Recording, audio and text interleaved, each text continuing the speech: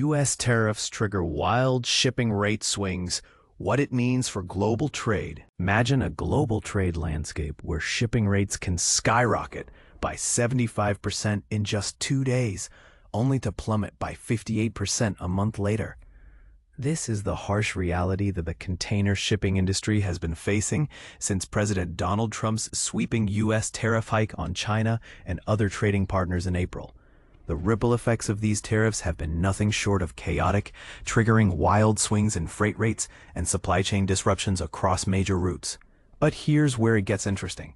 The Transpacific shipping demand initially plummeted after the tariffs were imposed, with carriers quickly redeploying capacity away from China-US trades towards North Europe and South America East Coast SAEC lanes. However, a mid-May tariff truce between the US and China sparked a cargo rush, causing West Coast spot rates to surge 75% and East Coast rates to jump 58% in just 2 days. This drastic shift in demand led to a massive oversupply of capacity, which in turn drove rates down once again, by 58% into the West Coast and 35% into the East Coast since June 30th. The usual $1,000 per 40-foot equivalent unit FEU price gap between coasts widened to $2,015 per FEU, with U.S. West Coast spot rates dropping a faster than East Coast equivalents, according to market intelligence company Zaneta. And this is the part most people miss. The South America East Coast SAEC trade has felt severe aftershocks, with spot rates soaring from $1,800 to $2,900 in May 1st to a peak of $6,945 on July 16, a staggering 260% increase. Compounding the issue, demand from Asia to SAEC hit record highs in May, making it a perfect storm for carriers. Now, as rates fall back in the U.S., capacity is once again shifting, this time back to SAEC to capitalize on the higher prices. This will inevitably pressure rates downward, illustrating how carriers inadvertently undercut their own gains by chasing higher-paying trains too aggressively. But here's the controversy. Some argue that carriers are to blame for the volatility, while others point to the unpredictable nature of global trade. What do you think? Should carriers be more cautious in their pursuit of profit? Or is this just the nature of the beast? The Far East North Europe trades also saw a surprising 78% rate surge between May end and July, with average spot rates now at $3,410 per FEU. While much of this is driven by labor strikes and low Rhine water levels hindering barge movements, tariff ripple effects also played a role. Carriers initially added record-breaking capacity to this corridor when pulling out of U.S. routes in April, intensifying port bottlenecks just as inland disruptions peaked. Looking ahead, rates into both U.S. coasts and SAEC are forecast to continue falling through the rest of 2025, unless carriers sharply cut capacity or a new market shock arises. The short-term spike after the tariff truce proved unsustainable, as shippers front-loaded inventories during the 90-day window, a strategy that can't be repeated indefinitely. Conversely, European shippers may face persistent upward pressure on contract rates due to ongoing North European port congestion, making it a key outlier amid falling global rates. So, what's the solution to this volatility? Industry experts recommend index-linked contracts, which anchor long-term pricing to prevailing market benchmarks, reducing the need for constant renegotiations during geopolitical or economic shocks. This model allows shippers and logistics partners to focus on service reliability and long-term supply chain resilience. But we want to hear from you. Do you think index-linked contracts are the way forward? Or is there another solution to this complex problem? Share your thoughts in the comments below. Asia-NAWC shipping capacity drops to pre-tariff levels. Trade update. Here's a remarkable turn of events in global trade. The vessel capacity on the Asia-North America West Coast NAWC trade route has plummeted back to levels seen before the tariff pause, according to Sea Intelligence. This dramatic reversal is a testament to the volatility of global trade dynamics, especially in the wake of the China-US trade tensions. The story begins with a brief surge in shipping demand following the pause in the China-US trade war, as importers rushed to clear backlog cargo that had been held up during the 145% tariff period. Shipping lines prepared for a significant increase in capacity to meet the anticipated peak season demand. However, regulatory uncertainty took center stage, causing importers to slow down their shipments and shipping lines to reconsider their capacity plans. The data from Sea Intelligence's Trade Capacity Outlook (TCO) shows that shipping lines initially planned large capacity increases but have since scaled back. In late May, there was a notable jump in planned capacity for June, but by the end of June, actual deployment had returned to pre-pause levels.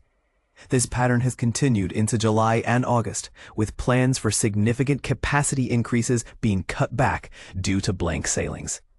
The shift in strategy from shipping lines reflects the discrepancy between anticipated demand and actual market conditions. The Asia-NAWC trade lane, once a hub of frenzied activity, is now back to square one. Meanwhile, niche carriers have made a notable comeback on this route, leveraging renewed market instability to regain ground. But here's where it gets controversial. Should shipping lines be quick to adjust capacity in response to fluctuating demand? Or could this volatility be detrimental to long-term trade stability? And this is the part most people miss: the impact of regulatory uncertainty on shipping lines' ability to accurately forecast demand. As the trade landscape continues to evolve, a pressing question remains: how will shipping lines balance the need for adaptability with the desire for stability in such unpredictable times? What are your thoughts on this dilemma? Share your insights in the comments below. Why Trans-Pacific container rates just paused, and what it means for global shipping. The landscape of Trans-Pacific shipping is undergoing a significant transformation, as shippers, weary from the prolonged Great Tariff War, take a step back.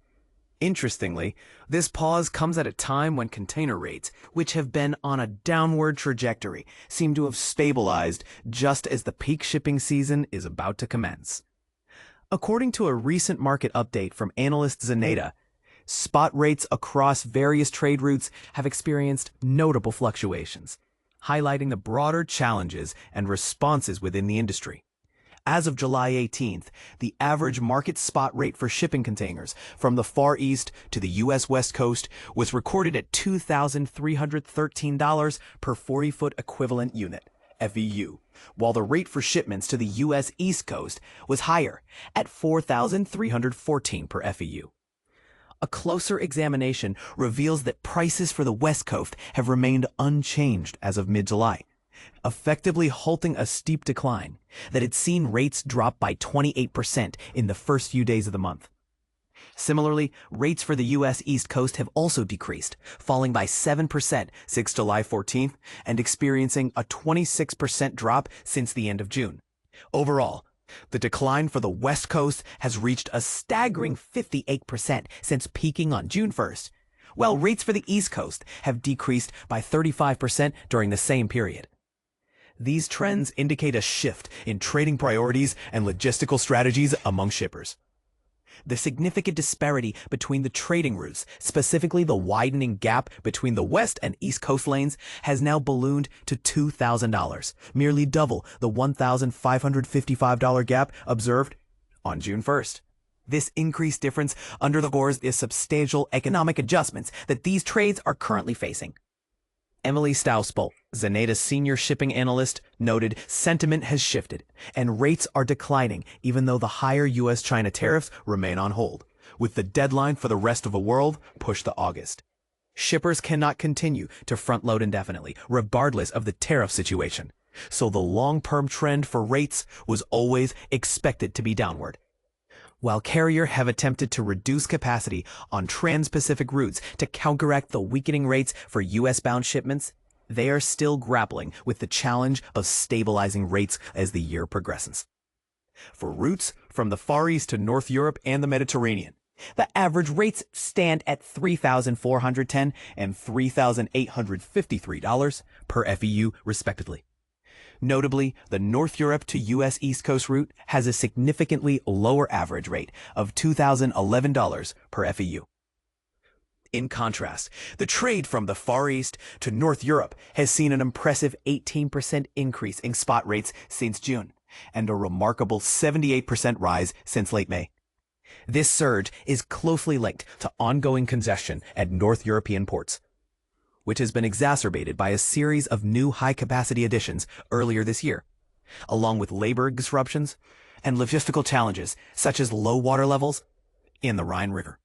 However, the Far East to Mediterranean trade does not follow this upward trend, instead reflecting the downward movement seen in American markets. Stausbull commented, "This represents a dynamic ebb and flow of capacity across global supply chains as carriers pursue higher rates.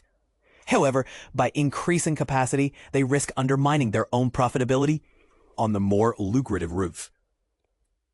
This evolving situation raises important questions about the future of shipping rates and strategies.